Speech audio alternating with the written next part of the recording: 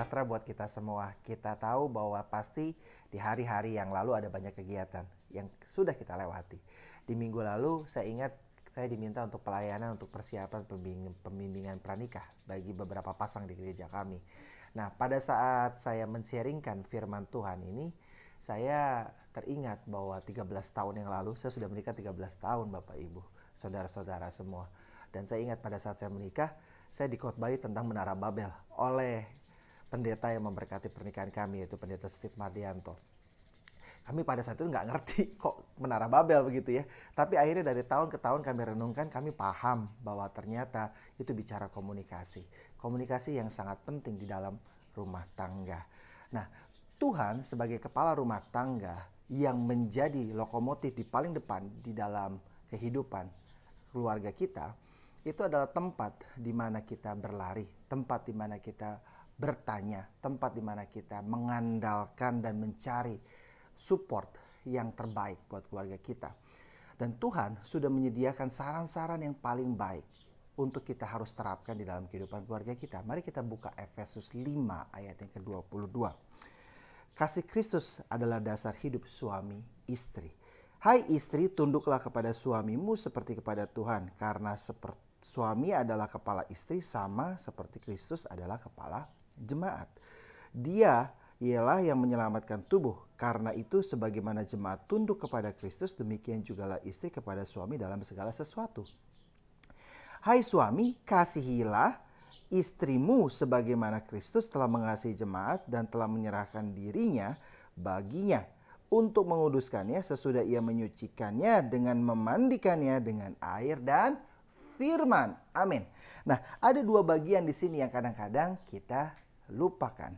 Pada saat kita dulu sebelum menikah, kita begitu luar biasanya memperhatikan pasangan kita. Kita memberikan bunga mungkin, mengajak makan siang, me-WA berkali-kali, mencari kesempatan bagaimana kita bisa bertemu lebih sering, memberikan perhatian-perhatian dalam bentuk langsung maupun tidak langsung, yang kadang-kadang itu bisa dibilang berlebihan atau bisa dibilang terlalu banyak.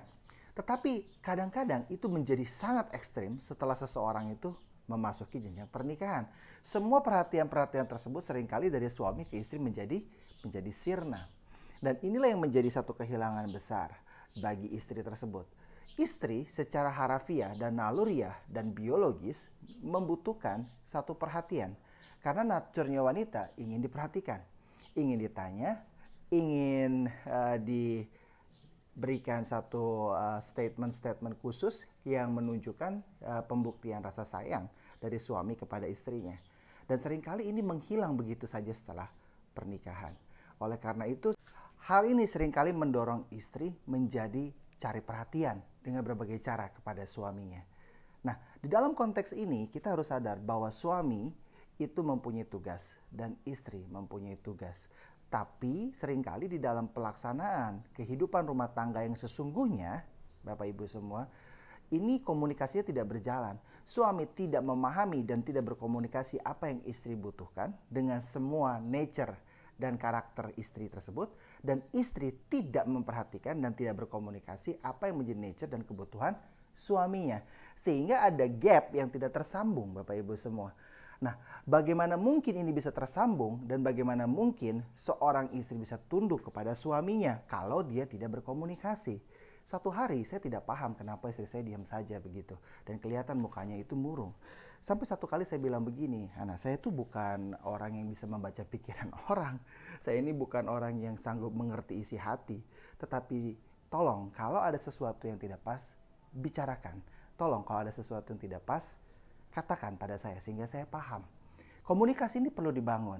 Semakin baik kita berkomunikasi, semakin intens kita berkomunikasi, tentunya ini akan menjadi semakin baik buat keluarga kita.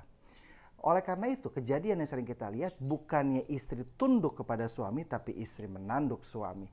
Bukannya suami memeluk istri, malah terjadi beberapa hal yang di luar satu kenormalan, yaitu suami menggebuk istri, bukan memeluk.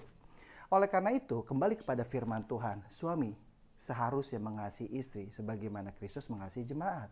Istri seharusnya tunduk kepada suami karena suami itu adalah kepala jemaat. Sehingga kasih itu sifatnya resiprokal, berbalik arah begitu. Nah, kalau kita ingat kembali di dalam perjanjian nikah yang kita sebutkan di hadapan altar, belajarlah kita untuk mengaminkannya dan melakukannya. Pada di hadapan altar saat kita menyebutkan janji nikah kita kan menyebutkan bahwa saya berjanji, saya akan mencintai Bapak Ibu, bukan dicintai.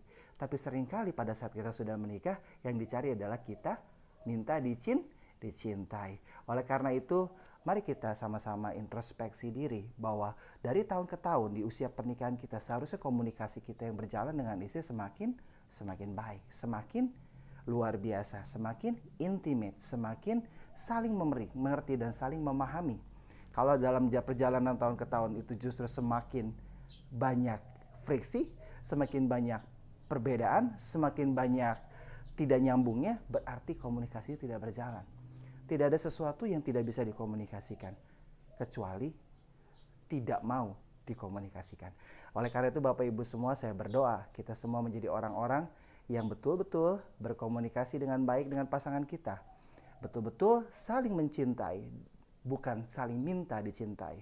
Sehingga kita menemukan di dalam keluarga kita adalah surga kita. Tetap di dalam perlindungan dan pertolongan Tuhan. Tetap menemukan surga di tengah-tengah keluarga kita karena ada Tuhan di sana. Dan menempatkan Tuhan sebagai kepala rumah tangga kita. Terima kasih Bapak Ibu semua. Baca Efesus 5 ayat 22-28. Tuhan Yesus memberkati. Dan seisi rumahku akan selalu menyembahmu.